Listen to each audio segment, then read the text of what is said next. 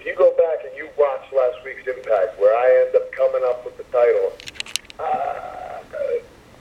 we got to make sure that we don't have a problem. And what I mean by that is, here I am, my time to shine, my time for that glow to be on me. What happens? These goofs are down on the floor trying to take the shine away from me.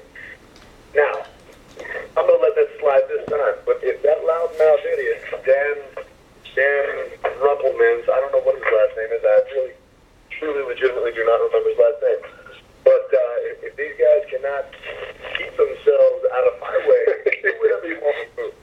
Do whatever you want with anybody else.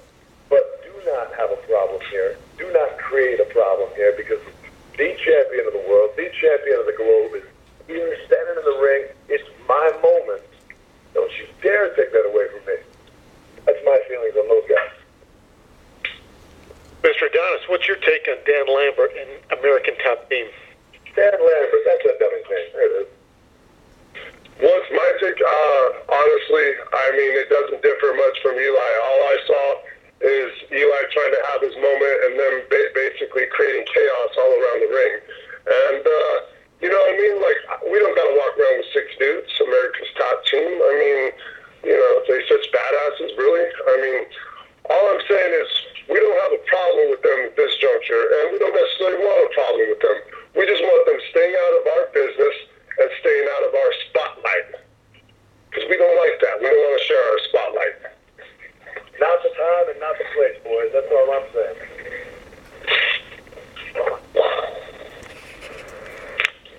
Hi, Eli. Hi, Chris. This is Raj with WrestlingGeek.com. Eli, I just wanted to get your opinion on the previous champion, Alberto El Patron, and how that situation was handled, and if you think Alberto should be brought back to GFW one day. Wow, look at this guy, hitting hard. Well, I'll just tell you this. Right now, as I stand here in my kitchen, about to craft some delicious lunch, I think to myself is, I don't know whether we should have him back or not. Now, am I going to dig too deep in that? Probably not. I don't know. Everybody knows all the stuff that's gone down, all the controversy, all that kind of stuff. Personally, I think for now we can do without it. But aside from that, who knows what the future holds? Hey, Champ, I think the bigger question is, what are you cooking for lunch? Let's not get into that. I beg you not to ask personal questions right now, okay? Gotcha. Next question. You may now ask your question. It's macaroni and cheese, isn't it? Yeah, totally. No, actually, I'm over here rocking on some, what do I have? I've got cod, I've got some broccoli, and a beautiful little layout of beans and rice. Can't beat it. There you go. You even got your fiber. That's Mr. Adonis, what's the lunch schedule for you? One schedule for me is going to be definitely some protein and some.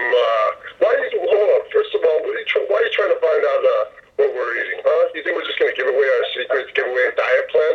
If you want a diet plan, go to LA Fitness and consult your local personal trainer. I'm not going to tell everybody what I'm eating.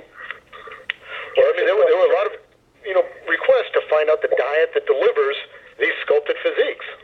Well, of course, because people don't want to. People want to know our secrets, and quite frankly, we're not personal trainers. We're not dietitians. We're not going to tell you our secrets.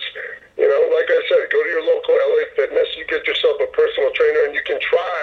You can try to aspire to look like the Adonis. You can try to aspire to look like the champ Eli Drake. But quite frankly, it probably ain't going to happen for you. So keep dreaming. Well, we'll just move on to the next question.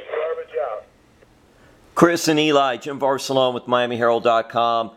Chris, what has impressed you about Eli? And Eli, what has the partnership been like with you and Chris?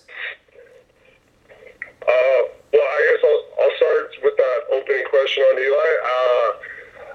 When I see Eli, I see a guy who he is a homegrown talent although he's been in wrestling for a long time, he's a homegrown talent in GFW, formerly TNA, obviously, and he's worked his ass off. I mean, I've seen this guy ascend, and I mean, we've even had conversations before I showed up to Impact Wrestling about kind of where he was at, and him, telling me, and it was,